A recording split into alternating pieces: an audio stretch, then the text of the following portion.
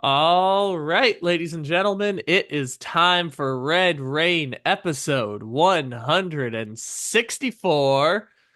Let's welcome in your host, Walter Mitchell. Thank you, as always, Kyle Little Rock Ledbetter, sporting his University of Arizona sweatshirt. He was in his hometown of San Diego this past weekend and was making the drive up the early part of the week. So I said, hey, let's do this post the trade deadline so we know what all moves that have been made. We're going to talk about that. But first, we want to get to this stunning set of bear traps the Cardinals threw at Chicago amidst rain through the roof, which of course had me dreaming of red rain, of confetti. Maybe this was a nice sign of things potentially to come at some point.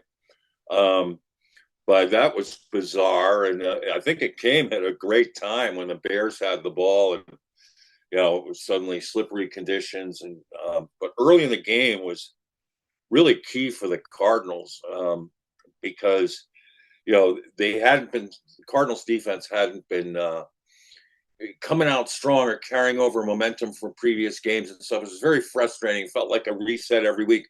It didn't happen this week. They were able to stave off those early drives of the Bears, and throughout the day did something absolutely stunning. That boy, oh boy, look at it this way: the great best stat of the game for the Cardinals, other than those great rushing yards and the things that they did on offense, which we'll talk about quite a bit, was this Cardinals defense under Nick Rallis coming straight from the hospital, being with his wife during delivery of their child, and she helped him rehearse his calls. I think that we ought to make that a daily habit now. Comes in and get this. I mean, for a team that was really strong, I mean, last in the league in third down conversions coming in, and near last in the league in sacks, he dials up blitz packages to the tune of almost a record like 16 players getting a pressure of one sort or another. I mean, this was the other thing about Nick Rallis's defenses. He had been sort of reluctant to blitz. He also had been sort of reluctant to place more steady diet of pesky man coverage. That all changed this week. I mean, it was just stunning. And here's the stat to hang on to. Talk about setting bear traps. The Cardinals had more sacks, 6, in this game than the Bears had third down conversions. In fact, 2-1. The Bears had 3 third down conversions, 3 for 14. So 6 sacks to 3 conversions. Oh my God. And, I mean, if this is something that they can get, in the habit of doing now that this has been dialed up and now that we know this is available, it's sort of like the week before we learned, hey, man, when the Cardinals need to open things up on the passing game, they've got it. They can do it. This week was, hey, man, when the Cardinals need to suddenly now pressure a quarterback and get in his face and be pesky covering guys, they can do it.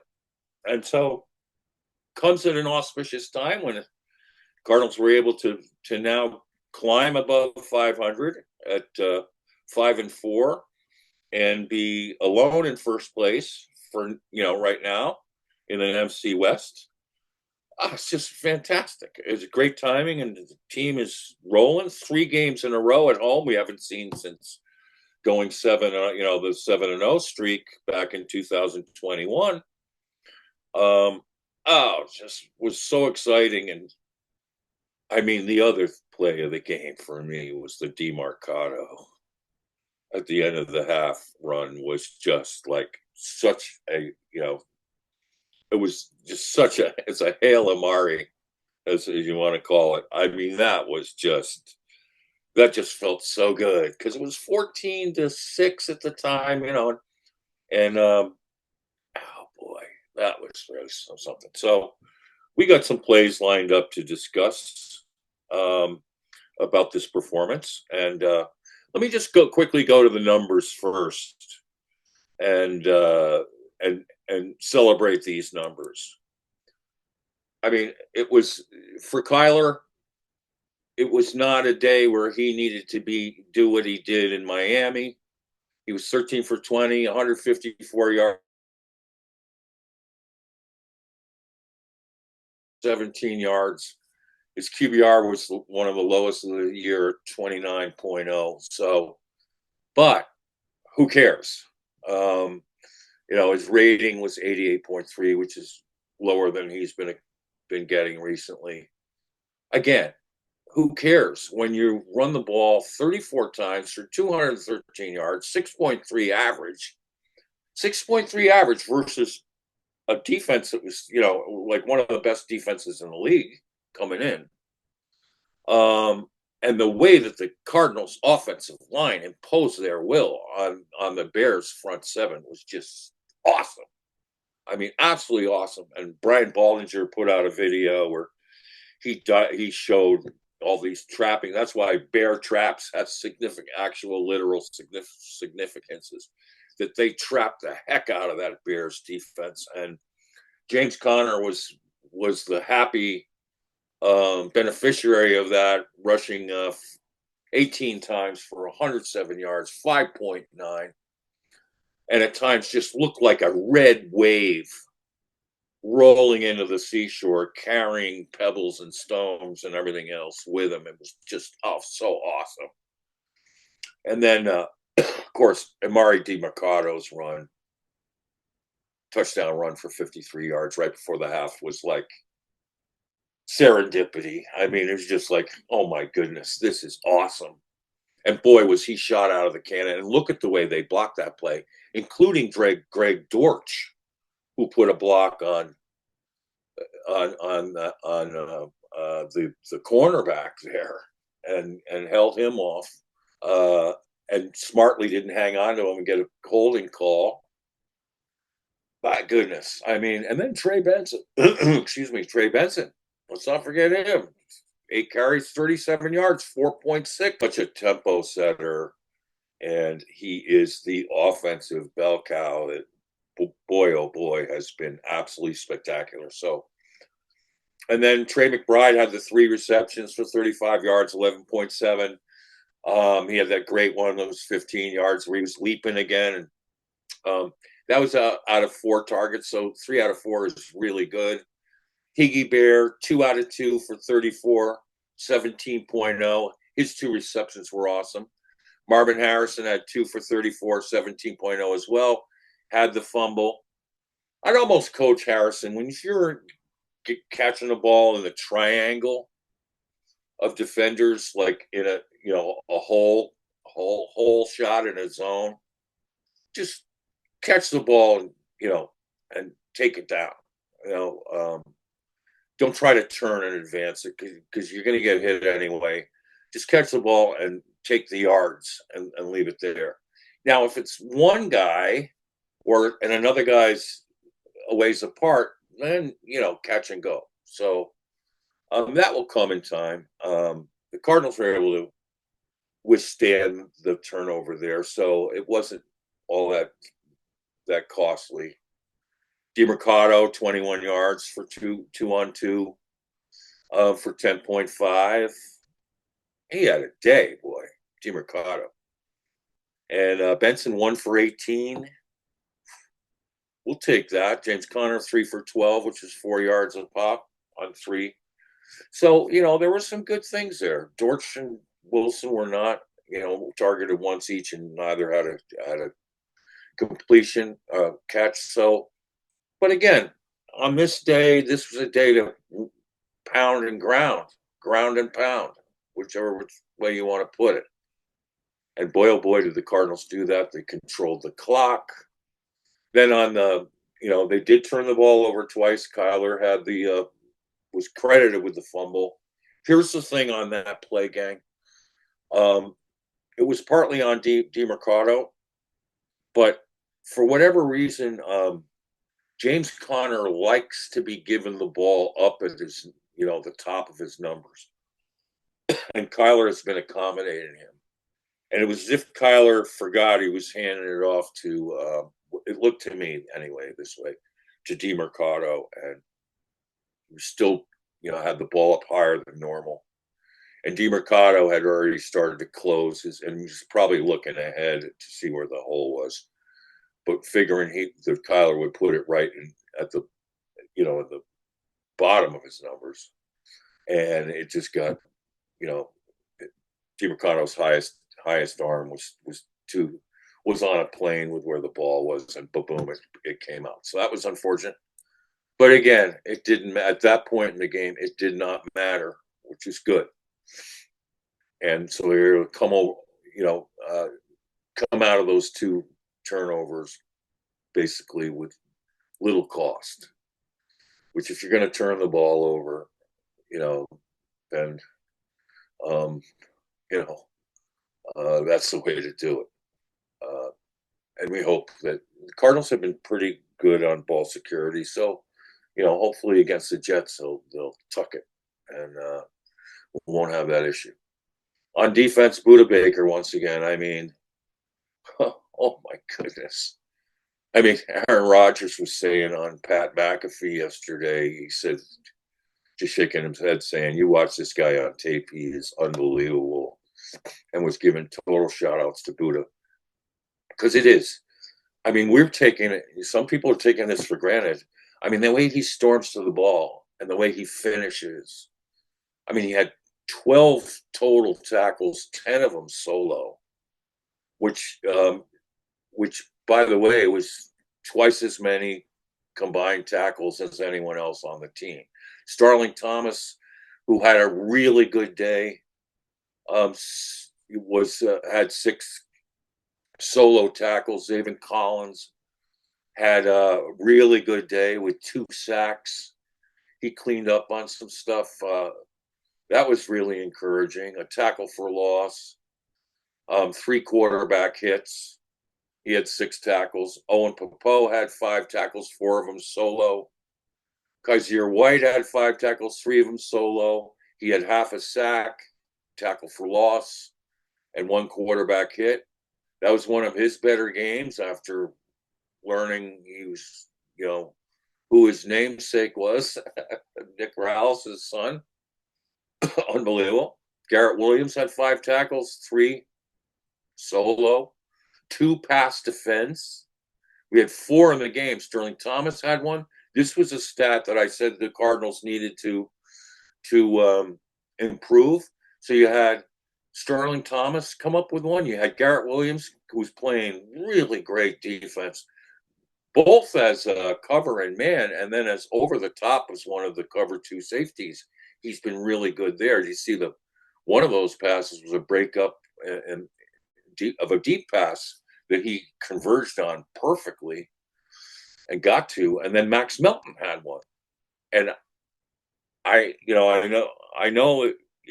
think the way this is trending, I don't see how you take Starling Thomas, Garrett Williams, or Max Melton off the field.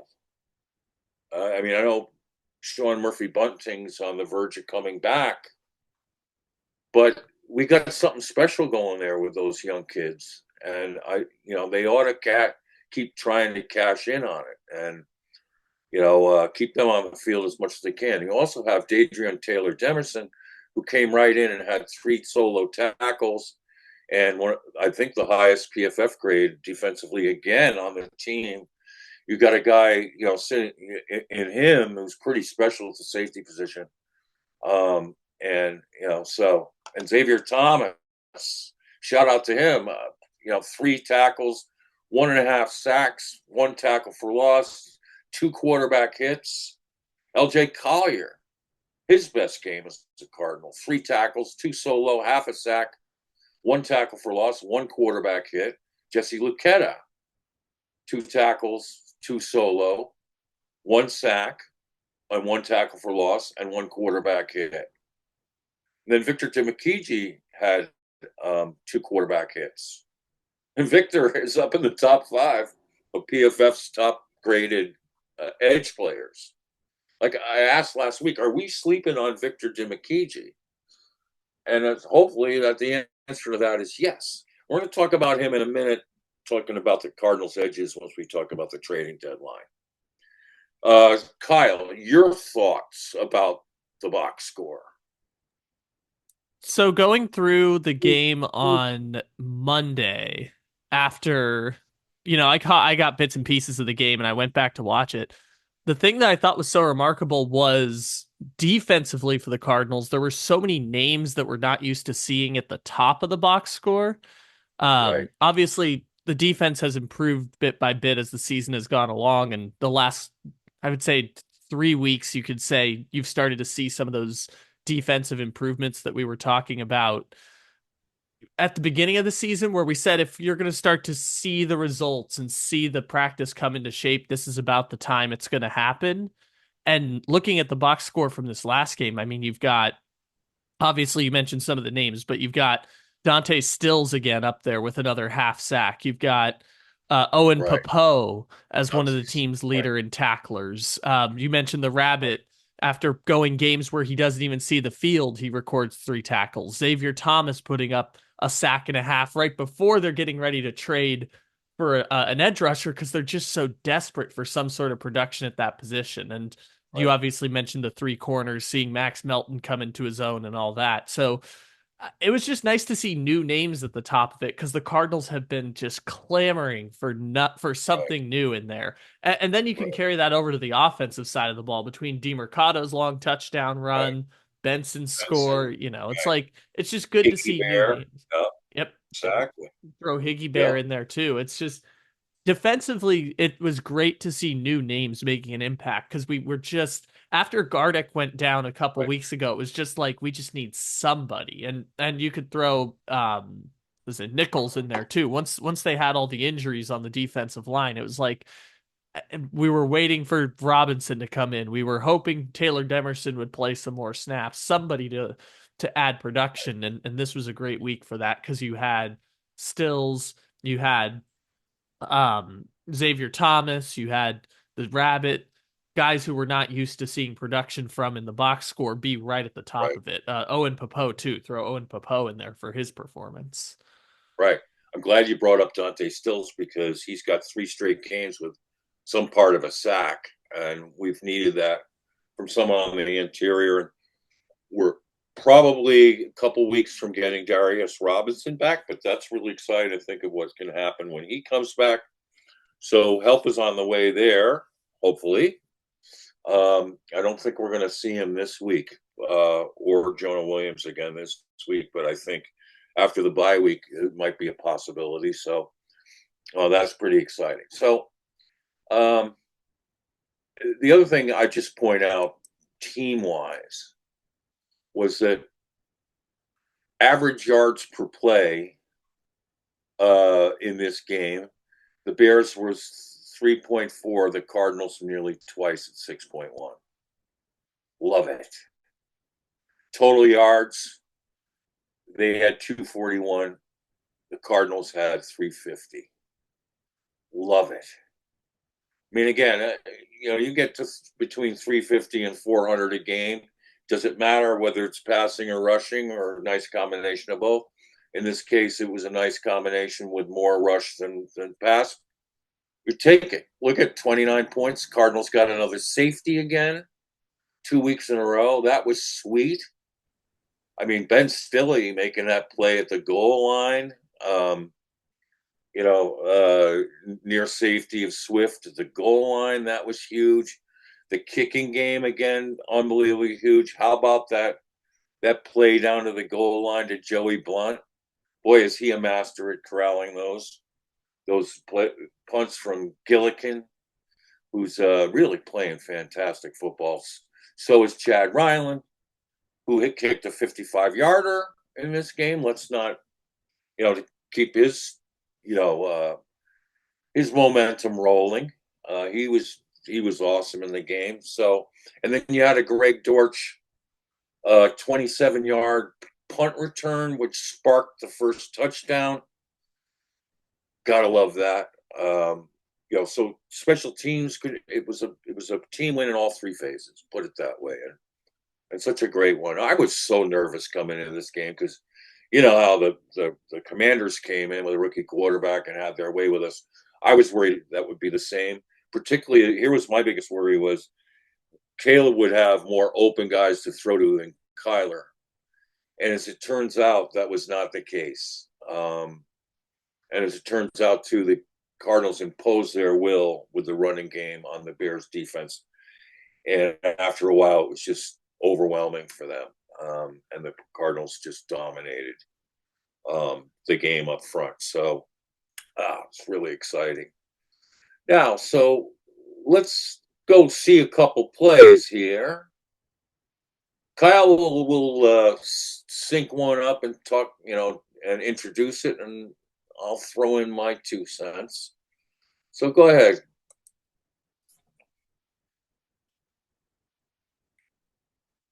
All right. So we're going to start off right here. End of the first quarter. It's first and goal for the Arizona Cardinals right here. Ball's at about the 2.5-yard line. We're going to have a motion play where Trey McBride is going to come across. Play design, great run from McBride. Look at the formation. This is with motion. How many tight ends do we have in this game? On this play? Let's see. We got it's 1, 2, 3, 4. 4. They brought in Charlie Heck. I think that's Charlie Heck to play tight end on that side. So this is, in a way, we could call this, and look at where Higgie's playing as a fullback. So you know what personnel this is? This is 32.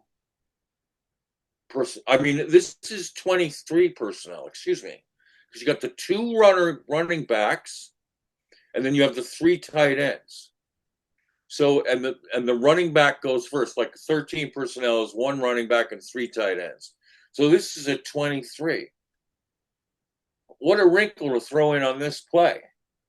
And really here, the key is walling off the play side and then being able to get outside the contain man, which, and then they sold this on the play action to the right so that it froze the linebackers, and then the misdirection comes this way. Look at the block that Trip Ryman gets to seal on that on the edge of the line. And then now McBride, look at the contain guy for the Bears is lost. He's still obscured, doesn't know the ball's coming, and there's McBride turning that corner, and now he's one-on-one on a corner and beats him to the pylon. Does an inside. So he's sneaking across. Notice him right there. Good, Kyle. You got the finger on him. Notice how he sneaks there across 2 faces. And the linebackers take the bite on the run, both of them. They're so heavy on trying to get to Connor that by the time McBride crosses this linebacker's face, oh boy. Watch here, 53. I'm going to play it real quick for people. Watch, just if you're watching at home, keep your eyes on 53 when I play it right here. 53 is going to go right past him there, baiting on the run. And now he's not only a foot behind, he's 2 steps behind him, and McBride has the momentum coming across the middle of the field. So this man is supposed to be following McBride, and 53 has lost 2 steps at that point, committing all the way to the run. And that is what you've been talking about bootlegs and waggles for however long, Walter. That's what you want to do when you're executing them, is get your receiving tight end open in space off of the bootleg. Correct. Mantra moving forward with Kyler is, get your feet straight, and it's going to be great. Get your feet straight, and it's going to be great. And notice that graphic. It said at that point in the game it was 177 yards rushing for the Cardinals and 40 for the Bears. That was another big thing, was stopping the Bears running game, which has been, pretty solid. I mean, Swift is having a pretty dang good year. So, Yeah, I think he's been averaging like 70 rushing yards a game, and they held him to, I think, 50 something. So, and the team as a whole, I think, only finished with 69. So, big right, time plus. I know they also traded Khalil Herbert, but he wasn't really that much of an impact player for them. right. Yeah, that's interesting that they did that as well. So, what's next? Uh-huh. Now we're gonna dive into some of those bear traps you were talking about a little bit earlier. Set those Start. traps. Yep.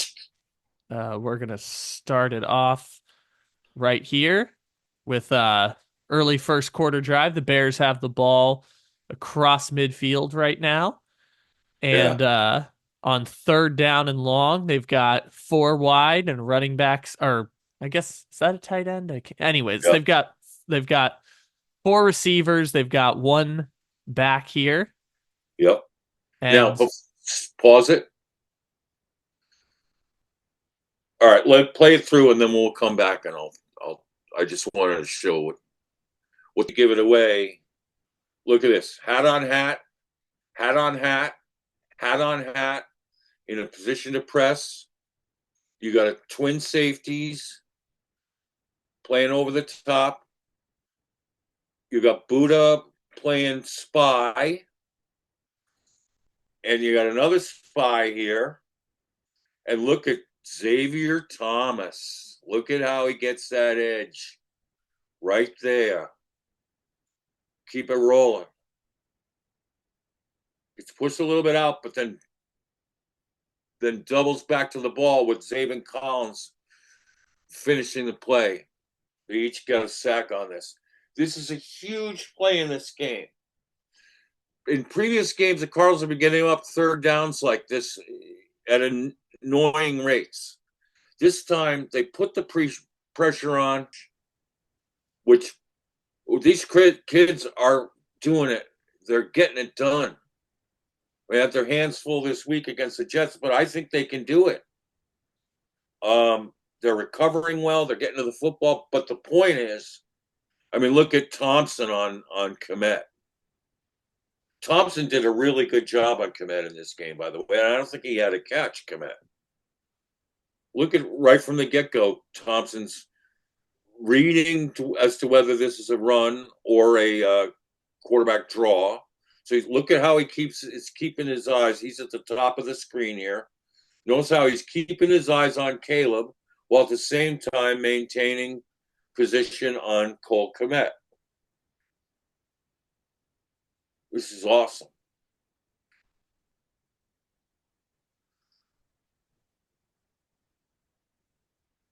Love the setup.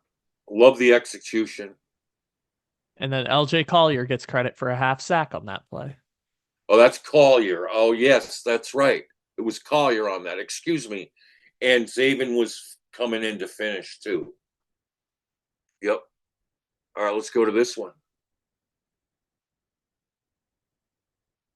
So now, big play in the game. There's 54 seconds left, as we know now how big this is because of what the Cardinals were able to do when they got the ball back. It's here's a 1st and 10. And looky. And notice they're in field goal range practically already. So, pressure's on here. And you're only rushing four on this play too. So notice they're sacrificing in the pass rush for that second safety that's roaming back there on the play. Right. This looks like a combo man zone. I think they had a man on DJ Moore and kind of zoning it, bracking it with Komet. And then notice Kaiser White just kind of hanging out in the Right. middle of the field. His eyes on the running back for this play Correct. as the check And they're down. leaving the running back open as the safety valve. And it looks like they've got Odunze covered pretty well over here. Yep. So Odunze's covered. You can see right here, Caleb's looking for DJ Moore. This is a play that He's right, trying to get the ball out here on the first read to right. Moore, has And to reset his Owen feet. Popo, Owen Popo is used out there in coverage. And Popo's got that speed. He is an interesting guy. That our defense is getting faster, baby. We'll talk about that when we talk about Baron Brown. But Popo's like a 9.8 on the RAS, raw athletic score. So is Browning. And I mean, our corners are fast and can recover. Um, this is so auspicious that they had this is a classic coverage sack gang. Classic. Because Caleb couldn't see the guy he wanted open, like Kyle suggested. He couldn't get DJ Moore, who, by the way, casually just stepped out of bounds and quit on a play during the game. But I'm not going to worry about their issues. I'm just going to, highlight what we were able to do. Let's move on. Yeah, they do have some issues, though, by the way. I know DJ Moore after the game, or I guess it was the next day on Chicago radio, was asked if the Eberflus has lost the locker room, and he said, "Well, I can't say no, or I can't say no for sure, Well, I as think it's not a he carefully put it like, I'd like to say yeah. I'd like to say no, yeah." is how he put it, I believe. And the innuendo of that is, but I can't. But I can't. All And we're right, going to talk next. about that at the end because I've got an interesting thought about Eberflus and the potential future of the head coaching situation in Chicago. All right, let's start off with one final bear trap here. So it's fourth quarter now, 4th and 11, first play of the quarter. Bears are down 2 scores at this point, 2 touchdowns. So they have Right, to go for it on 4th and 11. right, Cardinals are showing blitz here because you've got 1, 2, 3, 4, 5 on the line. You've got a roaming, I think that's Jalen Thompson right here who's spying on Komet. yeah, So if Komet goes out for a route, Thompson can drop back. 4th and 11, they're going to bring they're going to show blitz, but then they're going to drop one out there. They're going to get past the defense and watch right there. We're going to run Caleb back, and we've got yeah. 3 red jerseys in the backfield now. So no matter where Caleb goes, you want to go left, there's a jersey. You want to go middle, there's a jersey. You want to flood to the right, there's a jersey. 3 Cardinals in the backfield. He's going to Let's realize this is still a game right here. I mean, start of the fourth quarter. It's a two-score game, gang.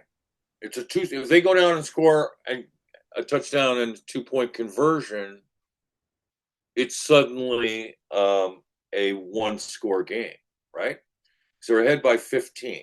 Yeah, it's a 2 touchdown game, and this is a Right, 4th and 11 for Chicago. So right. they have to pick this up, given that. So they get this drive and the conversion. It's a 24-17 game with most of the fourth quarter still left.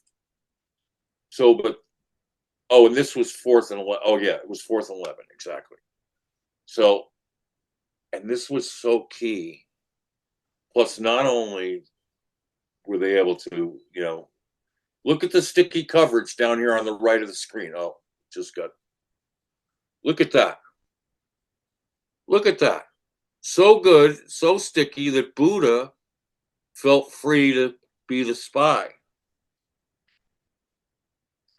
And look at the sticky coverage here on the other side. Although the running back looks like he could be open, but looks like the Cardinals linebacker Kaiser White is ready to make a play on that if it's thrown. Yeah, you mentioned Buddha here real quick. Watch how Buddha at the beginning of the play draws the center out right there while everyone's Right, dropping back, draws the center out, and now everyone's got a one-on-one play here. Once Buddha brings that right, center effectively out of the play, now Buddha can be a spy, and you're basically running 11 on 9 at this point because you've got the extra right. the extra safety out here. You've drawn the center out. The center at this point is a non-factor in the Yep. play. So now all of a sudden Buddha's free to roam there. Little chip block right there off the edge by the running back, but you've got after the running back gives that little chip block, you've essentially got one-on-one here. And as you can see, Right. Zaven's already beat his man right there. You've got, I think that's Thomas coming off the edge. Yep. So at that point, three And bodies still, in the backfield. yeah. Well done, Cardinals. Wow. And again, it's like a coverage sack. I don't know if you noticed, but Caleb's first look was left towards the trips. So as he was took the snap and was taking his backdrops, he was hoping to get one of those guys in the trips. But when we saw them hat on hat, hat on hat, that's what he saw. So then I saw his head switch to the middle, where Kaiser Wart was near Komet, and probably would have progressed over to the right, either to his safety valve of the running back or but was flushed out of the pocket before he could do it by Xavier Thomas and cleaned up by Zaven Collins. Oh, that was so sweet. All right, one more play here from the defense. This Yeah. is coming off that score the Cardinals had right at the end. Now we've got after the field goal, Bears are pinned back at the 1 yard line, and we've got Oh, ourselves. that's Philly. Number 90. They got to get this guy on the roster, gang. Can't let him get poached off this practice squad. Plays like this, even though he wasn't blocked, someone missed an assignment there, like the 84. Mercedes Lewis should have come down on him and probably missed the assignment. He's still doing exactly what you're taught to do. And he's done this consistently in the preseason. And now it's no longer a 2-score game. And it makes you feel like, oh my goodness. And there's 7:54 left. Yeah. Wow. And then how about that? The punt, the wherewithal of the Cardinals players to immediately go, fair catch, fair catch. They knew what to do there. Very well prepared by Mr. Rogers, who's in the neighborhood. Boy, did he have a great game. Jeff Rogers as a coordinator in this game.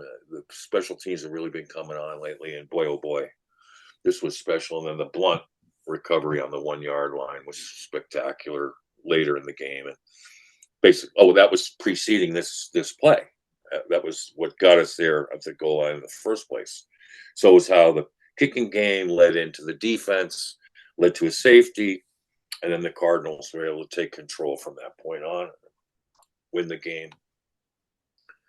in convincing fashion, finish it out 29-9. Perfectly. And there they had it. An easy, fair catch. That was funny. That? I don't know if I've ever seen that strategy before where I know. everybody calls a fair catch at the exact same time. Mm. And in a way, that was really smart too, because it kept the Bears, Bears special teams guys in check, thinking, oh my God, it's a 10-yarder. I better take the guy in front of me who's waving his hand. Notice how it slowed them down and then made it a little bit easier. One guy got through there, but credit DJ Dallas for. I think in retrospect, you may want to block this better than the Cardinals did. I imagine Jeff Rogers is going to talk about that. They just let their guys go through, and that ended up being more closely contested than you probably would like. But hey, DJ Dallas got it done. Trey McBride was ready to catch it. It came to him. Good setup and great execution of the fair catch, knowing that it was coming or feeling it was coming, and was so well prepared. So now we had the trade deadline coming off of just such an impressive 3-phase victory against the Bears. What was really good about it is it evened the Cardinals' record in the conference, which could come into play later on down the road in wild card scenarios. You always want to try to win conference games because that is a tie-breaking factor. So we're now 3-3 in the conference, which I believe is the best conference record in the NFC West. So that's good. Although, we got to take a look at that NFC Central, because it looks like right now it would be their top three teams in the playoffs between the Lions, Vikings, and Packers. So, and we don't have the tiebreaker head to head against the Packers. But we got to do the best we can to win in the conference. Put it that way. And it's heartening to know that we're have the best conference grade in the division. So that's good. To your point, Walter, as it stands right now, it would actually be the Eagles 5, then the Vikings 6, and the Packers 7. Okay. Yeah, the Eagles are in there too. What's the Eagles' conference record? We can look that up real quick here. Yep. Let's go to the Eagles So, schedule. They would be 3-2.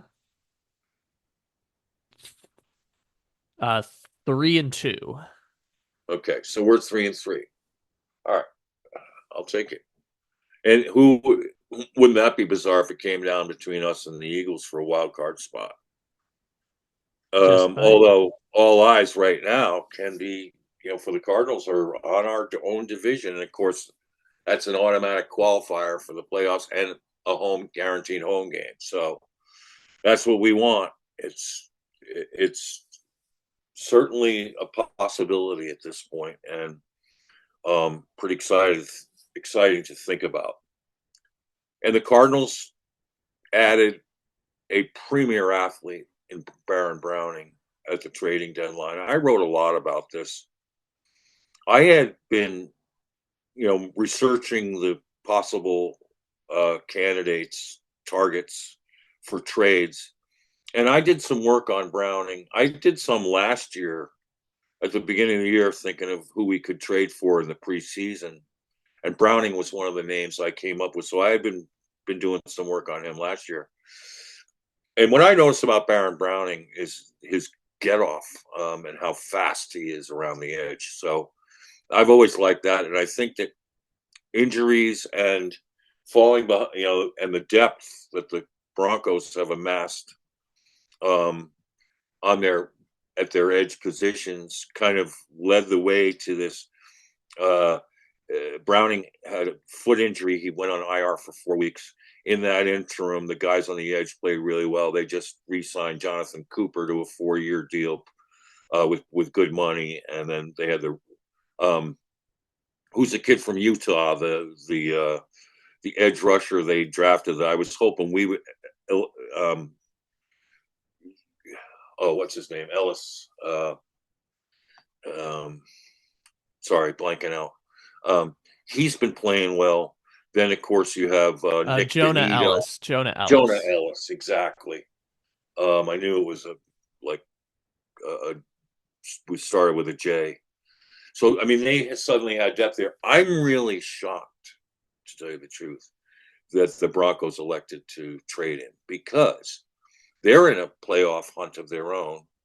And you never know in this business, a guy gets hurt and suddenly, particularly in light of too, is that with Baron Browning, you immediately see the athletic talent and ability. And, he's had like 10 sacks somewhere in that area.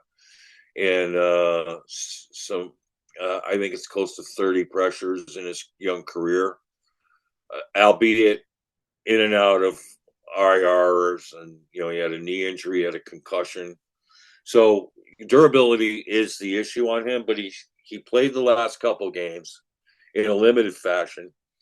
He has no sacks on this season, but I think he's a great fit in the Cardinals defense. And I also I bumped up my own grade. I was asked on Twitter to grade the trade, and my initial reaction was B+, because you're getting a premier athlete who's got a load of promise if he can get it going.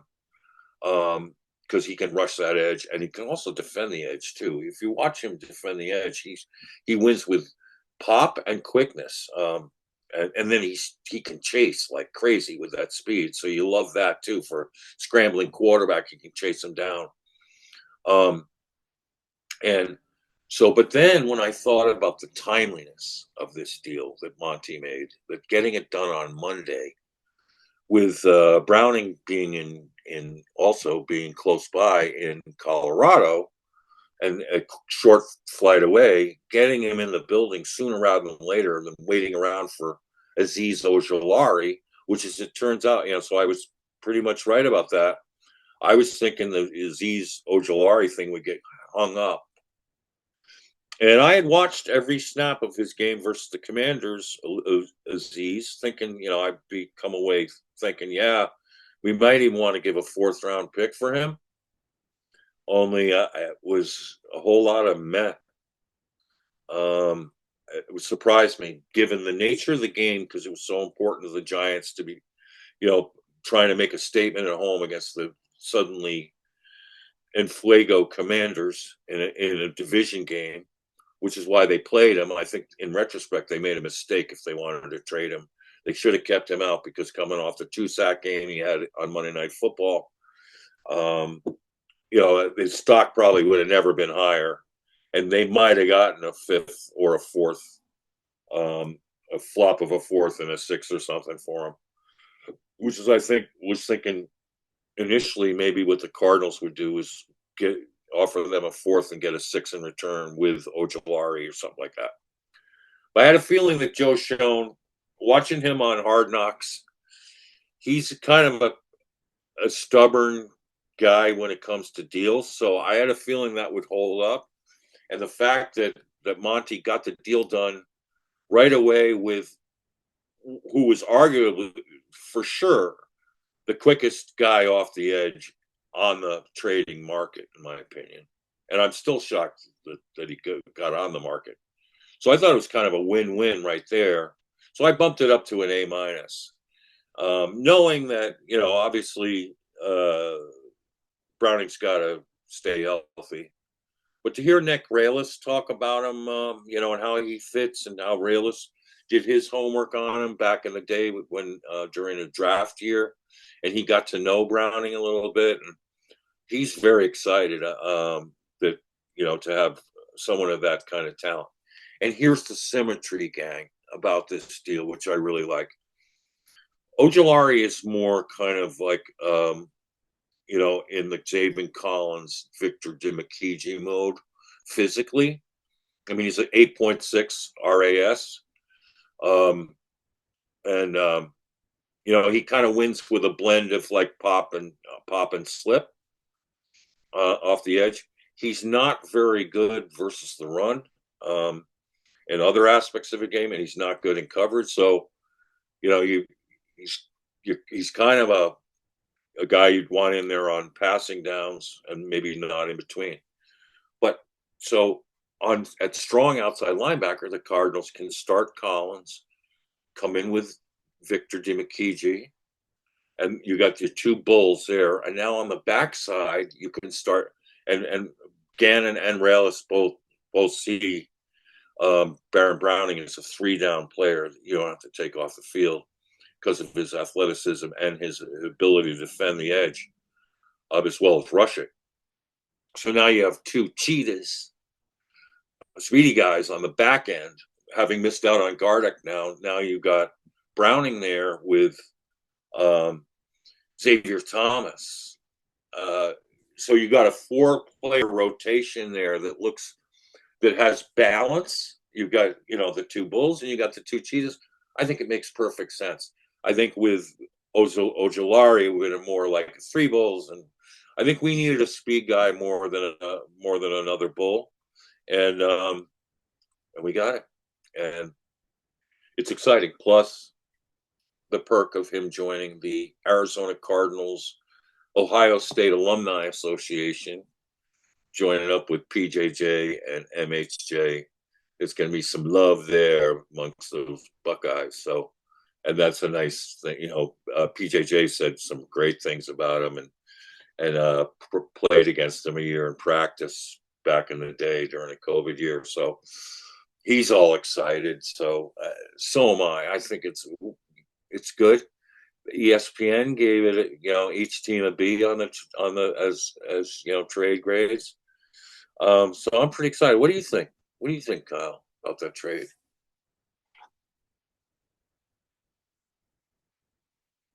Do you like Browning, Baron Browning?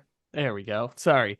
Yeah, I thought it was good that they made a move for an edge rusher. I hadn't watched all that much Broncos this year, so I didn't know too much about Baron Browning going in, but a speed edge rusher is really interesting as a pickup, especially because you talked about last week. You want someone who we have run stopping edges at this point. We want someone who can get to the quarterback, someone with burst off the line, someone who can come in and doesn't necessarily have to be an every down edge because the Cardinals have, yeah, they don't have that go-to edge that is going to be on the. I mean, Zaven plays pretty much every snap, but they don't have that TJ Watt bell cow that you turn to and say you're going to put him at this spot, rushing off the right tackle every single play, no matter what. And so I think because the Cardinals have different options going into it, I think it'll be good to have him and Xavier Thomas and Zaven Collins. You can mix in DeMakije at times, and it'll be interesting to just kind of see how it all pieces together from here. I think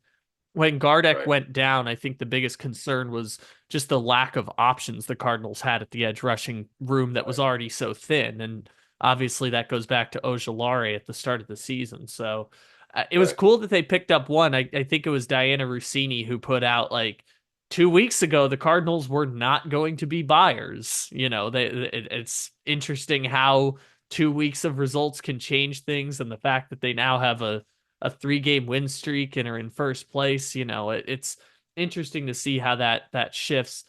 I I don't know what they would have had to give up. I would have liked to have seen them maybe add another defensive player, either on the defensive line or in the linebacking group. But this is an excellent move that they made, and I'm glad that they have a versatile edge rushing room, even if they don't have someone who you can pencil in and say they are going to get 12 sacks in a season. I think it's good that they have someone to come in and replace Gardeck. And Yeah.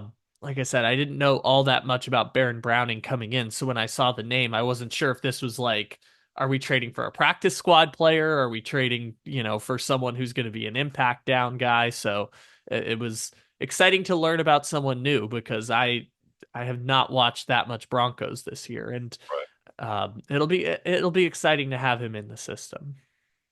Being a BC alum, I was, dreaming about Harold Landry from the Titans. The contract was probably more than the Cardinals wanted to bargain for. And Landry's been,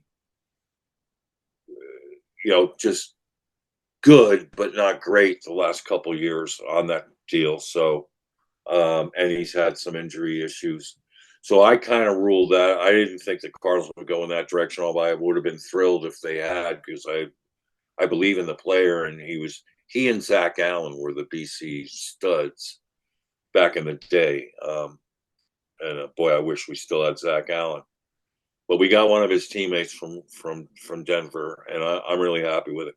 I also took a strong look at Arden Key from the Titans, angular, slippery, and I think they might have traded him, except that I watched some of the Patriots game last weekend, and Arden Key, the Titans won in overtime, and Arden Key had a really good ball game. I mean, here I was watching Ojulari on one end, going like, "Oh gosh," Ojulari missed 3 tackles in that game. He had 1 tackle, 1 assist, no sacks. He got credited for 2 pressures, but I didn't see him come anywhere close. I had no quarterback hits, put it that way. I mean, he had a PFF grade in that game grade of 53.5. So it wasn't great. And given the magnitude of what he was playing for in that game, that really concerned me some.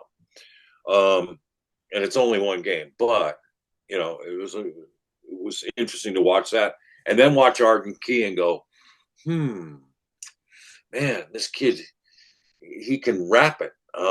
He swims over the top. Has the size. He's got some length. And he's been in sort of the mid-range sack, like 6, 7 sacks. Hasn't had a breakout year yet, but you could see the potential for that. And I think that after that game and winning the game and seeing how Arden Key was a key player in that game, I think the Titans probably said, "Oh, if they weren't thinking about it already, I think they put, people who were calling got basically told, you better give us, a second or third rounder to even have a discussion." And I don't think any team was going to do that. Yeah, I'm surprised there Interesting. just weren't more trades, period. A I lot of know. teams just held on to players. We thought the Falcons were going to make a trade, and it turns out that um, the NFL's evaluation of Aziz Ojulari of coaches and GMs was not as high as the Cardinals fans. Um, and I can understand after the 2-sack game on Monday Night Football, everybody was like, "Oh wow, we got to get this guy," and he's a brother of BJ. Um, but and that's why I say, I mean, I think if the Giants had held him out, which would have, I think, hurt their chances to beat the Commanders. So I know why they played them, and I think it's, I can't blame them for not holding him out. But yeah, I think that I think the if any team was going to trade for him, I think the Cardinals were the team because of all those reasons you mentioned. The it's BJ's brother, the need for a definitive pass rushing back on a small contract. I think if the right, Cardinals weren't going to offer the fourth round pick, I think that was the team that the right, Giants were probably targeting because they had that yeah, connection. yes, The the only part I would bring up, and this is, it, not to discredit Barrett Browning at all. It's just your number one target. I remember last week was Josh Uche from the right, Patriots. right, Similarly, on a 1 year contract, he'll be a free agent at right, the end of the season. And Uche on Tuesday, I think it was right after we recorded, he went right, for a sixth round pick, and Baron correct, Browning went for a sixth round pick. right,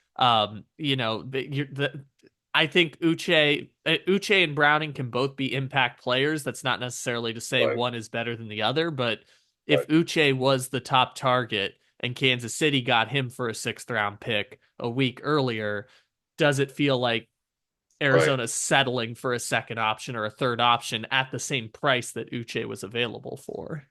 That's a good point. And I'll say this: I think all around player wise, Browning's the better player than Uche. I don't. Browning sets a better edge, and he's, as quick as they come around that corner. By the way, this guy had was a five, uh, a 4.55 40 at the combine at 6'3", 240, and he had a 6.76 3-cone and a 40-inch vertical. I mean, you match that up. You know who that matches the best with? Who had a 9.2 RAS? It was Hassan Reddick. Okay, and then so you've got Browning who had a 9.8, which is near perfect. I mean, the potential physically is there. He comes from Ohio State. They know how to, get some of the best defensive players in the country coming out of high school. Browning was very highly touted. He had a really good career at Ohio State back when they were winning Michigan games, and so and getting to higher bowl games. So I think that also hearing from Nick Rallis and his history with Browning, I think the Cardinals had a higher eval on Browning than they did on Uche. But either one of them would have been good to address the pass rush because Uche can turn that corner as well, and he's got some nifty moves. So the Chiefs did a nice job of getting him. But I think that it was clear. I think if the Cardinals had offered a 6, you'd rather take the Cardinals 6 because it would have been, more middle of the pack than late round. So I'm guessing they didn't offer a 6 for Uche. Plus, Uche's been around long enough for Monty Ossenfort to sort of know the inside scoop on him this was his fourth year in New England for Uche. And Uche, or maybe it's his fifth year actually. I think it's his fifth because he took a 1-year deal to stay with the rather than he turned down multiple year Yeah, offers. Uche was their second round pick in the Right, pandemic year, so this has to be right, his fifth year. right. So no other moves the Cardinals made.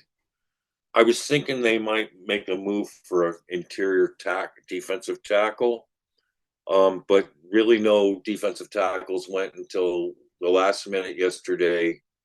The 49ers grabbed one of the backups from the Texans, um, who I looked at actually. I was looking at their backups, I was thinking we could trade Zay Jones to them. They need receivers suddenly and get a substitute player. And this was a kid that I looked at in on his tape, that I thought looked pretty good to me as a backup.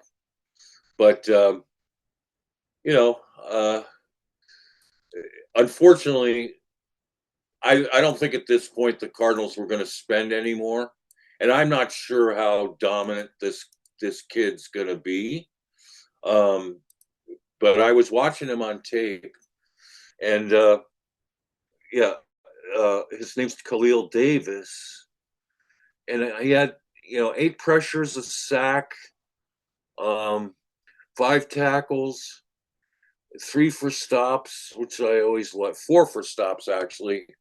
So there's a bit of ability there, and he's a young player, kind of heading into his final year of his rookie deal. He was a 6th rounder for Tampa Bay.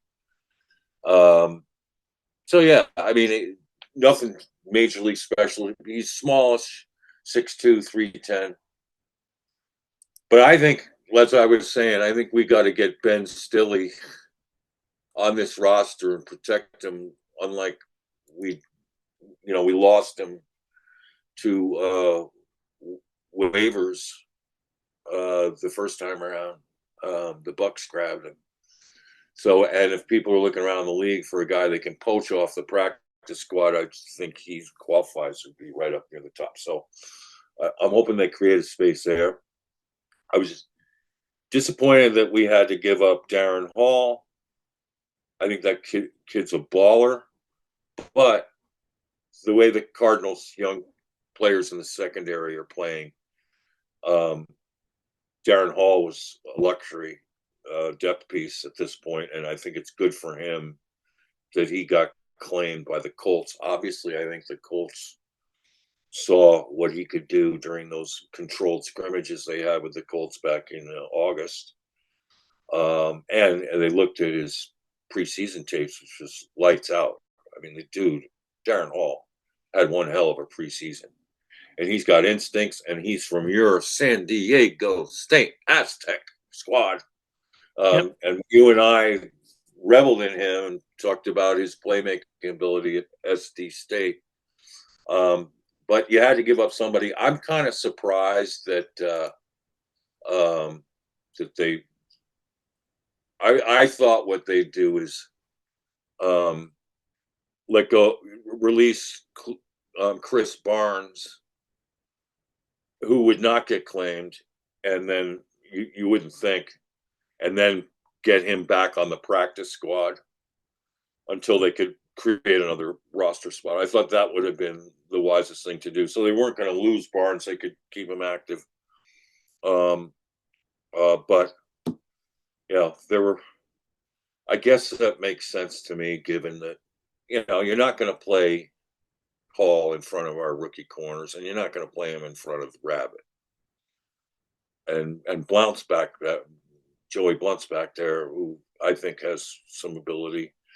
So yeah, it was a numbers thing, and Darren Hall is now a Colt. So moving on to the Jets. Coming off their Thursday night win, impressive win over the Texans. They think they can get on a roll.